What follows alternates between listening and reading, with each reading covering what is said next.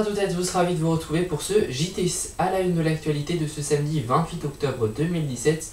C'est évidemment l'indépendance de la Catalogne, déclarée hier par le Parlement catalan à la majorité, un vote fêté par une bonne partie des habitants catalans hier dans les rues, mais qui ne ravit pas le reste de l'Espagne évidemment.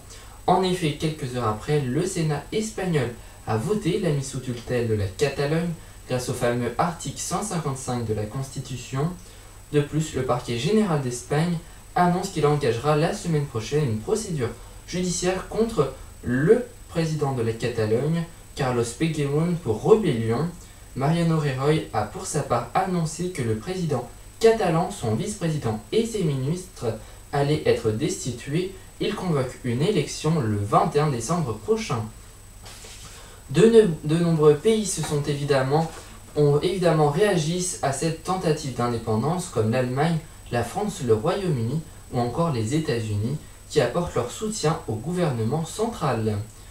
Dans l'actu française, Emmanuel Macron a effectué hier soir une visite surprise dans deux quartiers sensibles de Cayenne en Guyane et sa périphérie, où il a notamment abordé les thèmes de la sécurité et de l'immigration avec une population souvent en situation irrégulière. Il y a quelques jours, le gouvernement a présenté le budget de l'année 2018 avec notamment la suppression de l'ISF remplacée par l'impôt sur la fortune immobilière, la suppression de la taxe d'habitation pour 80% des ménages en 3 ans ou encore l'augmentation de l'essence de 15 centimes d'ici 2022 et de celui du gazole de 31 centimes. Mais que pensent les Français de ces mesures économiques? La réponse avec ce reportage en graphisme signé Léandre Patron.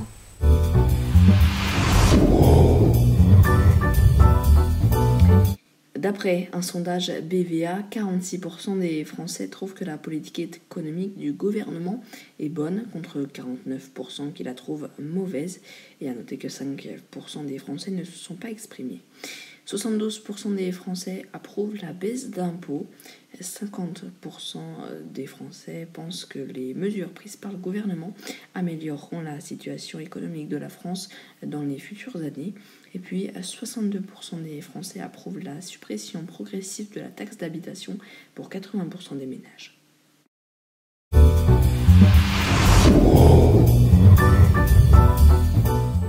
Cette nuit en changeur, en effet, à 3h du matin, il sera 2h. Le soleil se lèvera donc plus tôt et se couchera plus tôt. Attention donc à la visibilité pour les automobilistes et les piétons.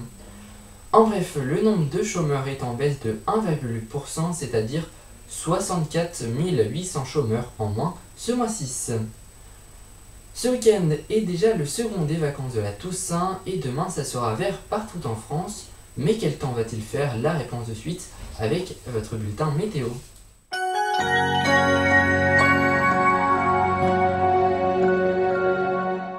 Demain matin, le temps sera nuageux à l'exception du nord et du sud de la France où le soleil sera au rendez-vous. Les températures iront de 12 à 20 degrés. L'après-midi, ça va s'améliorer avec un temps ensoleillé de la Bretagne au Grand Est en passant par la Normandie et les Hauts-de-France, idem pour le sud, notamment près des Pyrénées et du pourtour méditerranéen.